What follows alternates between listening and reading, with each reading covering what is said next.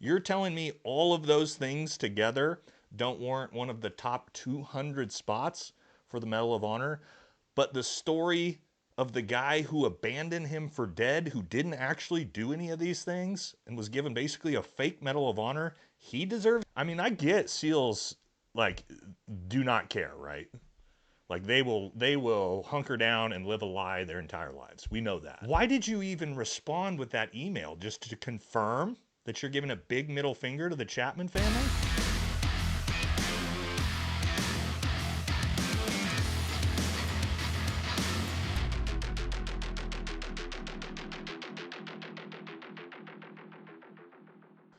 Welcome back to the channel, everybody, and today we are going to continue to cover the John Chapman story that I put out on the channel a few days ago regarding the huge controversy surrounding the Medal of Honor Museum, potentially disrespecting both John Chapman and the Chapman family. So for those of you guys who haven't seen, the museum reached out to me directly through email with an official statement from their CEO, Chris Cassidy, in response to my YouTube video. So we're just going to go over that today. All right. If you're not spun up on what's going on, watch my previous video on this. We'll get you caught up. Quick recap. Okay. So the Chapman family put out a Facebook post, very, very emotional and upset that supposedly when the new museum, Medal of Honor Museum opens, that John Chapman will not be featured in an exhibit. That in itself, a little bit of a controversy. The bigger controversy to this whole story is that while John Chapman will not be receiving an exhibit, the man who abandoned him to die, Britt Slabinski, will be receiving one of the 200 featured exhibits. That was the accusations from the Chapman family. Again, the museum has reached out and given me their official statement. We're going to go over that today. Now, real quick, I did this in the previous video. This isn't me saying that Slabinski abandoned John Chapman. Let's go to Google and type it right into the search and see what Google has to say. All right, you type in, did Slabinski abandon John Chapman, yes or no? AI overview will come back and tell you. According to the available information, yes, Britt Slabinski is considered to have abandoned John Chapman during a combat operation. There you go. Okay, so as you can see, that's the big controversy. Not that necessarily Chapman gets overlooked, because again, as we jump into the email, we'll see there's a lot of Medal of Honor recipients, but that the guy who left him to die will. Ooh, not good. But is that true? Well, let's jump into the official statement from the museum itself and see what they had to say. All right, as you guys can see, straight from my email inbox right here, okay? From Amber McDowell, on behalf of the National Medal of Honor Museum team, we saw your YouTube video on Master Sergeant John Chapman. Want to reach out with some additional background from the museum president, CEO, Chris Cassidy. Okay, let's just jump down into the statement right here. Okay, initial statement, the museum does not play a role in deciding who is awarded the Medal of Honor. Of course it doesn't, right? But it does decide who is featured in one of its 200 basically premier exhibits. So the way, as I understand it, this museum is going to work is that there will be the overall museum, and then there will be featured exhibits that there'll be 200 of that really shed light on an individual Medal of Honor recipient's story. Okay, so they then move down here to say it is not possible to tell 3,500 plus stories in detail at the museum at one time. The stories told, images selected, and individuals highlight at the opening represent the first of many rotations. Okay, background. Now they state here, Master Sergeant Chapman's story will be included in a museum exhibit outlining the history of the Medal of Honor. Let's be clear, John Chapman will not receive his own exhibit as one of the 200. I have a picture, because they sent it to me, of where John Chapman will be featured in the museum. Let's take a look right here. This is where John Chapman is going to be featured. Try to find him in Where's Waldo, okay? Probably near the front of the exhibit, there's going to be this timeline of events, and if we go all the way over here to this tiny little picture under 2018, you have John Chapman's story. Now, if I blow this up, we can see, there we go. Technology as eyewitness, tiny little background about John Chapman. Okay, well, there we go. So the museum has confirmed John Chapman will not receive one of the 200 featured exhibits. He'll have a tiny little picture here as part of a timeline of events. That is where he will be featured.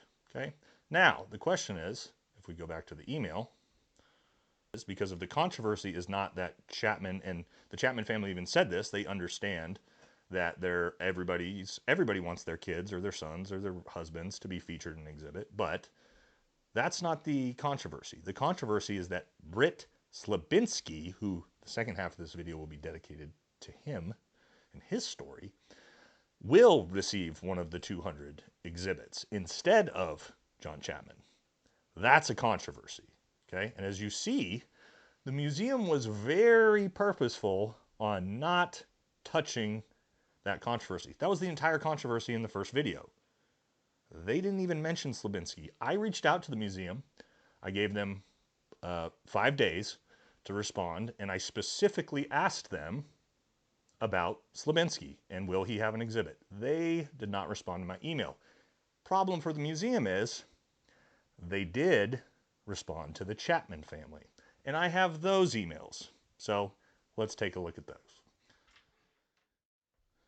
Now, guys, I'm going to put the emails between the Chapman family and the museum up on the screen, but to protect the Chapman family and their email addresses and their personal information, I screen grabbed these. So you guys understand, I have the entire email chain, okay? I'm the one who screen grabbed these, just so you guys know, just to protect the family. But let's look at the first one. So the Chapman family reached out to the museum and asked, I have 2 questions. Is Slabinski one of the 200 who will have an actual exhibit? And 2, will my book, Alone at Dawn, who John Chapman's sister and Dan Schilling wrote together, be physically in the gift shop or referenced online? Now, the museum officially responded to them, as we see here. Yes, Britt Slabinski's story is featured in the museum. Again, the question was, will Britt Slabinski have his own exhibit as part of one of the 200s? The response, yes, he will. Okay.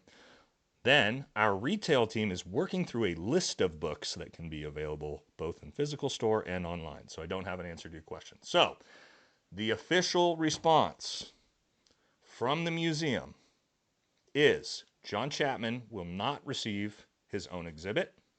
Britt Slabinski will receive his own exhibit. And they probably won't even put Chapman's book in there. How about that, guys? That's pretty interesting, isn't it? And again, this is the front half of the video. We're going to dive into how disgusting this really gets. It gets way worse than you guys can imagine, how corrupt things really are, okay? So let's dive a little bit into why this may be happening, okay? First of all, let's take a little walk over to the museum website and look at their board of directors. That might be interesting. Let's go take a look. All right, guys, National Medal of Honor Museum official website. You go over to our leadership and staff. You guys can look at this yourself. Let's go ahead and scroll down. Okay, let's see who's on the board of directors of this museum. There might be some interesting people on this. All right, scroll down. Honorary directors, all right, some presidents, got it. Let's move on into the board of directors, the people who run the museum, make decisions. As we scroll down a little bit here, we're going to find somebody interesting. Who is this? Right here on the left, guys. Seal, Britt Slabinski. The same Britt Slabinski who abandoned John Chapman to die, who is receiving one of the 200 exhibits, just happens to also be on the board of directors at the museum. Now that seems really odd to me, that the guy who abandoned John Chapman to die has put himself in, while he's alive, mind you, as one of the opening 200 featured in the exhibit. The fucking audacity of this guy. So let's talk about Britt Slabinski. Let's talk about his story. Let's talk about how he got his Medal of Honor. Now, this isn't my story. This is alleged, but there are multiple books written on this, okay? You have books written by Dan Schilling, Matthew Cole. You've had tons of SEALs, including SEALs involved on this operation, on podcasts, who have all told the same linear story about Slabinski and him receiving the Medal of Honor, okay? The reality is this. Here's the real story, as according to literally everyone involved, outside of Slabinski, okay, and SEAL Team 6's command. And that is that initially, John Chapman is abandoned to die. Slabinski's statement onto why is that he thought Chapman was dead because his laser wasn't moving. As you see in the ISR footage, as again, for those of you who didn't know, and I'll put it in the description, the entire thing is on camera. All of Chapman's actions, all the heroism, all of it is caught on camera. There is no refuting it. First Medal of Honor ever to be caught on camera, okay? That's important. So initially, SEAL Team 6 tries to lie about John Chapman's actions, tries to cover up his death. But what's the problem with that?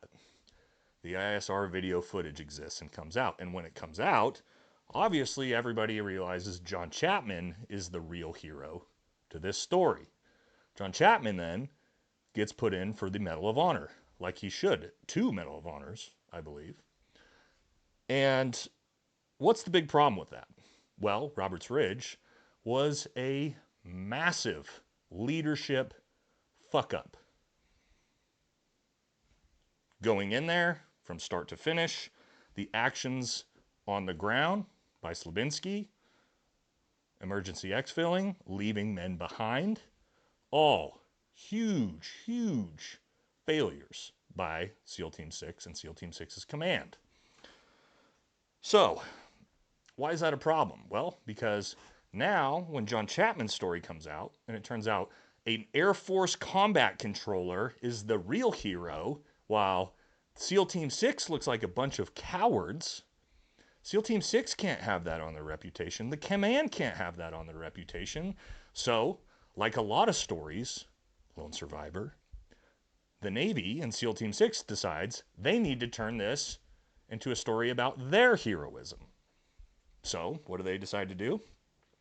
They decide to make Britt Slabinski the hero of the story, and essentially write up his Medal of Honor citation with John Chapman's actions. Okay, let's put it on the screen. Let's see what they put him in for. So we get right down into the brass tacks and talk about Britt Slabinski's actions that he was written up for by some eyewitness, I'm not sure who. It says here, Senior Chief Slabinski repeatedly exposed himself to deadly fire, personally engaged the second enemy bunker and orient his team's fire in the furious close quarters firefight. Proximity made air support impossible, and after several teammates became casualties, the situation became untenable. Senior Chief Slabinski maneuvered his team to a more defensible position, directed in airstrikes in very close proximity to his team's position, and requested reinforcements. As daylight approached, accurate enemy mortar fire forced the team further down the sheer mountainside. Senior Chief Slabinski carried a seriously wounded teammate through deep snow and led a difficult trek across precipitous terrain while calling fire in on the enemy. What's the problem with that story? ISR footage exists. That's John Chapman's story. John Chapman is the one who assaulted those enemy bunkers. We see it on camera. John Chapman is the one that called in danger close HC-130 fire. Combat controller JTAC, that's his job. John Chapman is the one who stayed behind so that all those other SEALs can live. And this isn't me, guys. I'm just going based off of the video footage that I watched. I watched this, and I don't... You guys tell me. Find where you can see Britt Slabinski do any of this in that video footage, and then let me know. Because it's not in the video footage. And I'm not sure who's eyewitnessed to this. So, again, as far as I can tell, I'm not sure where these actions are, okay? But that's not even the end of the controversy, guys. Now, you have a bunch of other things that are surrounding Slabinski. Again, that these books talk about, that these podcasts talk about, people in the SEAL community talk about. And that's, he was never eligible to earn a Medal of Honor for a bunch of reasons to even begin with. Again, not my words. This is just from the SEAL community and all the books written. Let's talk about why people say that, okay? One, he didn't earn it, and the fact that he literally didn't earn it because we have video footage of him not doing the things that they said he did. Two, part of the requirements of earning a Medal of Honor is you cannot have any dishonorable service in your record. You can't have a DUI. You can't have claims of domestic violence. You can't have been kicked out of a unit persona non grata. Well, according to everybody in these books, these podcasts, Slabinski was kicked out of the unit persona non grata. He never could, he should not have been able to have been awarded that Medal of Honor because of that. But apparently what happened is when the Navy asked, is there anything dishonorable in Britt Slabinski's career or history, they lied and covered that up so that he could be the hero of the story for SEAL Team 6 instead of John Chapman. Now, what is the biggest issue with this Medal of Honor? Well, you have 2 Medal of Honors for the same mission, John Chapman's, Britt Slabinski's. The 2 Medal of Honor citations directly go against each other. Both can't be true. Well, what do we know? Well, we know one of them for sure is true because we can watch it with our own eyeballs, and that is John Chapman's. So how does this dude even have a Medal of Honor? You tell me, guys. Again, this isn't from me. This is from tons of people who've written books about this, talked about this. So, here's the controversy.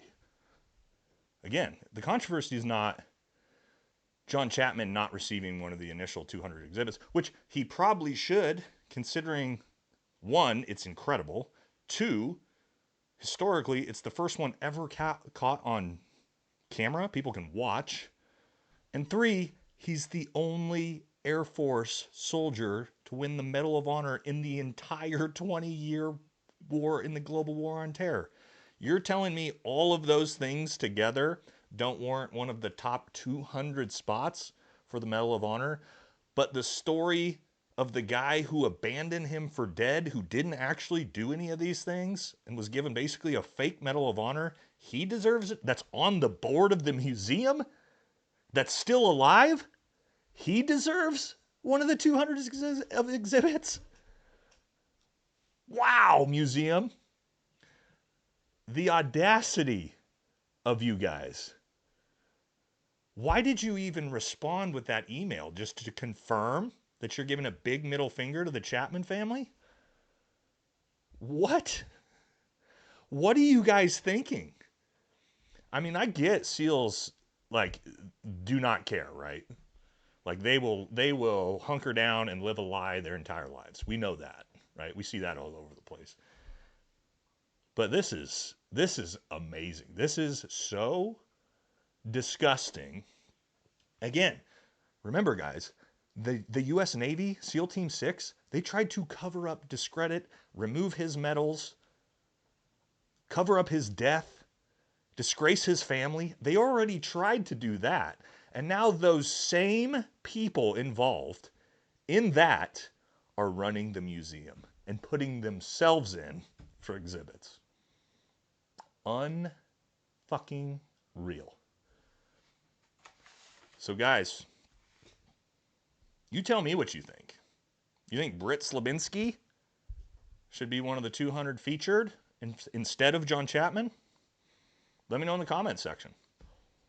It'll be very interesting to see if that museum opens on opening day with a full-fledged exhibit for Britt Slabinski. Well, I can tell you this. if this gets out to enough people and enough people are enraged, I bet you there might be some decisions to change that. So we'll see what happens. Again, museum didn't want to respond to me when I pressed them about Slabinski, so this is the video you get. That's it for this one, guys. Have a good day.